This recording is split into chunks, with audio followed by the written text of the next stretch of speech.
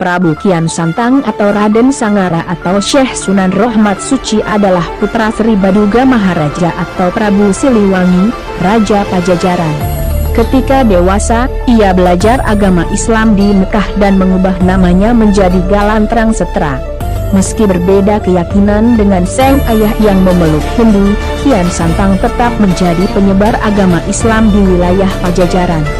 Raden Kian Santang lahir pada sekitar abad ke-15 dan merupakan anak Prabu Siliwangi dari istrinya yang bernama Nyai Subang Larang. Ia memiliki dua saudara kandung yang bernama Walang Sungsang atau Pangeran Cakrabuana, pendiri Kerajaan Cirebon, dan Rara Santang, Ibu Sunan Gunung Jati. Sejak kecil hingga remaja, Kian Santang dilatih ilmu bela diri hingga tumbuh menjadi sosok Satria Pajajaran. Ketika sudah mahir dalam bela diri, Kian Santang mengisi waktunya dengan berburu ke hutan. Ia pun mudah untuk mendapatkan hewan buruan menggunakan panahnya.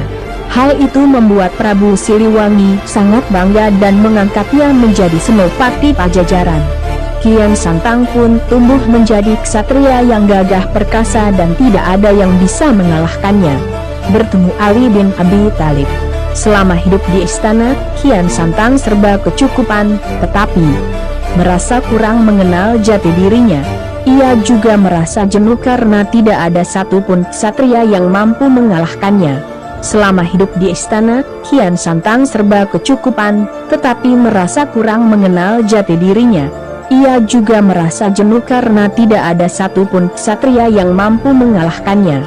Konon, Kian Santang kemudian mendatangi peramal untuk mengetahui lawan tangguh yang dapat menandinginya. Ia diberikan petunjuk bahwa orang yang dapat menandinginya adalah Sayyidina Ali dari Tanah Arab. Sebetulnya Sayyidina Ali hidup pada abad ke-7 dan telah wafat saat itu, tetapi mereka dapat dipertemukan secara goib dengan kekuasaan Allah. Selain itu, Kian Santang harus melakoni dua syarat agar dapat bertemu Sayyidina Ali, yaitu melakukan semedi di ujung kulon dan mengganti namanya menjadi Galantrang Setra. Galantrang berarti berani dan Setra berarti bersih atau suci. Setelah melakoni dua syarat tersebut, Kian Santang segera melakukan perjalanan ke Arab untuk menemui Sayyidina Ali. Sesampainya di Mekah, ia bertemu seseorang dan kemudian menanyakan keberadaan Sayyidina Ali. Orang tersebut mau memberitahu keberadaan Sayyidina Ali, asalkan Kian Santang mau mengambil tongkatnya yang ditancapkan di tanah. Tidak disangka, Kian Santang kesulitan mencabut tongkat itu hingga keluar darah dari seluruh tubuhnya ketika berupaya untuk menyelesaikan tugas yang dianggap sangat mudah. Belakangan diketahui, sosok yang menancapkan tongkat itu adalah Sayyidina Ali. Setelah pertemuannya dengan Sayyidina Ali, Kian Santang memutuskan untuk menetap di Mekah dan belajar agama Islam di sana. Kian Santang menetap cukup lama guna belajar dan memahami agama Islam. Setelah itu, ia memutuskan untuk kembali ke Pajajaran. Sesampainya di Pajajaran, ia menemui sang ayah dan kerabatnya untuk menceritakan pengalamannya selama mengembara ke Tanah Arab. Kian Santang kemudian mengajak Prabu Siliwangi untuk memeluk Islam, begitu juga dengan rakyat Pajajaran, tetapi ditolak.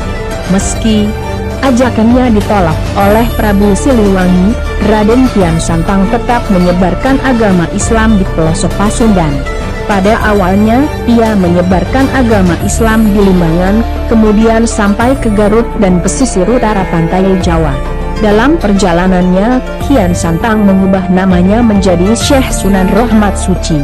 Ia pun pergi ke Galuh dan berhasil mengislamkan Raja Galuh Pakuwon di Limbangan, yang dikenal memiliki nama Sunan Pancer.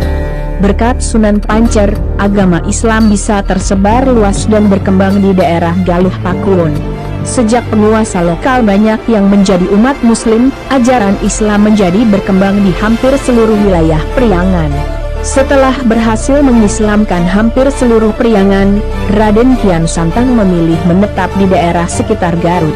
Di tempat itulah, ia menyebarkan agama Islam dan menjadi guru syariat hingga akhir hayatnya.